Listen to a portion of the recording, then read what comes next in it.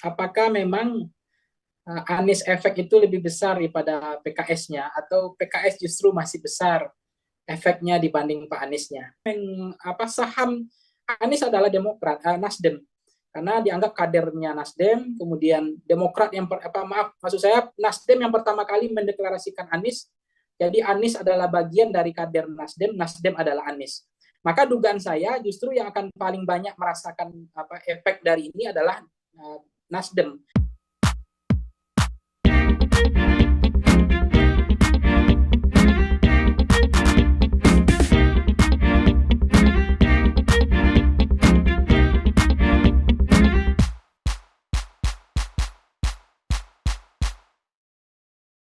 Baik, kita mulai acara Industri Stok pada malam ini. Kepada Pak Mardhani dipersilakan memberikan pengantar dan juga paparannya terkait tema kita pada malam hari ini, DNA PKS, Anies dan PKS. Terima kasih Bang Aldi. Izin Bang Pangi. Bismillahirrahmanirrahim. Assalamualaikum warahmatullahi wabarakatuh. Ada 3 landasan utama. Pertama, orang baik harus ada dalam lingkungan yang baik, ya. Mas Anies Baswedan sejak dari keluarga, di kampus, di Indonesia, di UGM katakan, sampai ke Amerika, balik lagi, terbukti memiliki DNA berkualitas dan baik, ya.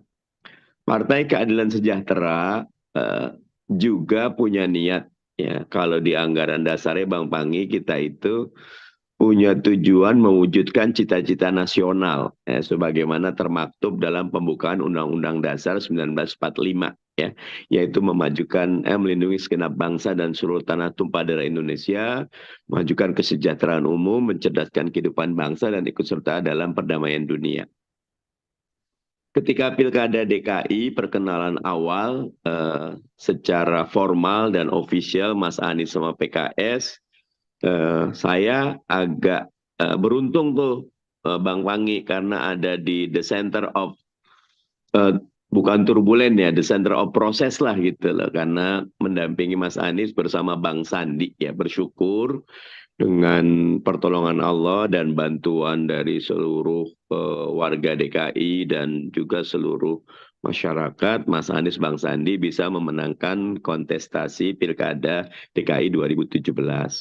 Selama 5 tahun, 2017 sampai husnul khotimah 2022, Partai Keadilan Sejahtera melakukan wa ta'awanu 'alal birri wat taqwa, ya, kerjasama yang penuh kebaikan dan ketakwaan bersama Mas Anies. Tentu kerjasama baik di 2017 sampai 2022 ini menjadi modal mahal bagi PKS yang sudah menetapkan Mas Anies Baswedan sebagai calon presidennya. Saya kebetulan karena juga mendapat amanah sebagai anggota Majelis Syuro, ikut serta Bang Pangi bagaimana proses Mas Anies itu dipilih oleh PKS. Dasarnya 2, ya. Yang pertama tentu kita ingin menang, dan yang kedua tentu kemenangan yang penuh berkah, ya. Yang menang ini Mas Anies punya inner beauty, ya. Catatannya banyak, tapi semua juga punya banyak catatan Bang Pangi, ya. Tetapi masuk top 3 dengan segala kondisinya itu tidak mudah, ya. Sehingga peluang kemenangan Mas Anies nampak dengan jelas. Relawannya tumbuh seperti jamur di musim hujan, tetapi yang lebih utama buat PKS kemenangan yang penuh berkah, ya. Karena Mas Anies dengan akhlak yang baik, dengan komitmennya untuk mewujudkan Islam rahmatan lil alamin, insya Allah sama sebangun dengan tujuan PKS. Karena itu DNA Mas Anies sama PKS ini penting, ya. Tetapi dalam perjalanannya, wabil khusus setelah 3 Oktober 2022 ketika dengan sangat brilian, dan saya sangat angkat topi kepada Bang Surya Paloh, serta Partai Nasdem menjadi partai pertama yang mendeklarasikan Anies, itu ada pergeseran, ya. Bahasanya brand Anies dengan PKS yang selama ini melekat. Nah, terakhir yang ketiga pandangan saya adalah bahwa PKS perlu langkah-langkah strategis membranding Mas Anies agar punya DNA yang lebih bonding, lebih terikat, lebih kokoh dengan PKS. Saya mengusulkan setidaknya ada 3 hal ya. Yang pertama, masuklah ke conscious mind. Dalam hal ini kita mulai banyak main gimmick, main jingle, main pantun Anies dan PKS gitu loh, sehingga pelan-pelan itu menjadi terulang yang dengannya asosiasi Anies dengan PKS makin menguat gitu loh. Yang kedua tentu budaya ya. PKS dekat dengan keumatan, bagaimana brand Anies dengan budaya keumatan diperkuat sehingga ketika orang mikir Anies otomatis mikirnya PKS ya. Ketika orang mikir Anies otomatis milihnya PKS. Ketika orang mikir Anies otomatis relatednya conscious mind-nya itu PKS. Nah, ini bukan pekerjaan mudah. Terakhir tentu bagaimana endorser dari kalangan-kalangan utama. Kita lihat Bang Pangi, faktanya Pak Prabowo itu banyak sekali mendapat endorse dari Pak Jokowi dan naiknya luar biasa gitu. Nah, sehingga bagaimana Anies PKS di endorse oleh banyak pihak yang dengannya mudah-mudahan akan terwujudlah bahwa bonding DNA Anies dengan PKS itu menyatu dan itu menjadi modal besar buat PKS dalam strategi pemenangan pemilu, pileg, dan pilpres serta pilkada. Itu Bang Aldi. Terima kasih Pak Mardhani atas pengantarnya dan sekarang kita langsung ke Uda Pangi Syarwi Caniago sebagai peneliti kajian politik di Indonesia dan juga dari lembaga survei dan kajian Foxpol. Terima kasih. Saya harus memulai dari mana kalau bicara soal DNA ya, DNA dengan Anies. Tentu kalau untuk memulainya, apakah memang Anies efek itu lebih besar daripada PKS-nya atau PKS justru masih besar efeknya dibanding Pak Aniesnya? Yang kedua, tentu ada pertanyaan, apakah betul bahwa yang paling merasakan keberkahan 3 partai pengusung Anies ini siapa? Apakah betul PKS, apakah betul Nasdem, apakah betul kita ini tentu akan akan mencoba mendapatkan keberkahan dari mengusung Anies Baswedan. Nah, siapa yang paling memungkinkan untuk mengakuisisi, mentokover atau menglinkage-kan atau melabeling bahwa Anies adalah PKS atau PKS adalah Anies atau Nasdem adalah Anies? Karena kalau kita cermati sejauh ini, memang ini sedang diupayakan oleh semua partai politik pengusung untuk menstempel bahwa mereka adalah partai yang kemudian mengusung atau menganggap kadernya Anies.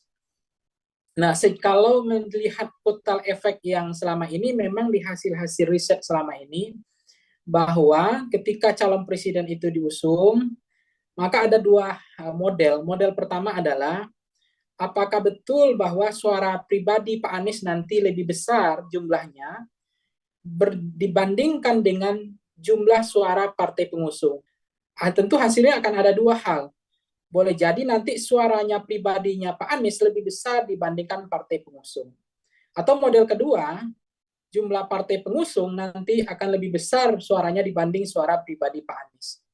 Nah, banyak kesimpulan-kesimpulan di dalam riset-riset sebelumnya itu menyatakan bahwa ketika Pak Jokowi dengan partai pengusung di 2019, itu justru jumlah suara yang dikumpulkan pribadi Pak Jokowi itu jauh lebih besar daripada jumlah partai pengusung. Artinya dianggap total efek tidak terlalu signifikan. Nah, dan sebaliknya, sekarang juga akan menjadi pertanyaan apakah memang nanti suara Pak Anies lebih besar daripada semua partai pengusung. Dari data kita kemarin yang di bulan November 2022, tapi di bulan November kemarin bahwa memang pemilih Ganjar itu cenderung memilih PDIP dan PKB. Dan pemilih Anies itu cenderung memilih PKS dan Nasdem. Dan sedangkan pemilih Prabowo itu strike ticket voting lebih banyak memilih Gerindra. Nah, misalnya total efek yang paling besar dari 3 partai pengusung ini adalah paling banyak dirasakan oleh PKS. Total efeknya itu adalah yang 18,4%. Itu juga menjadi efek pilihan antara partai dengan presidennya. Jadi total efek yang dirasakan oleh pemilih Anies yang kemudian memilih PKS itu ada di angka 18,4%. Kemudian yang kedua adalah Nasdem sebesar 16,1%.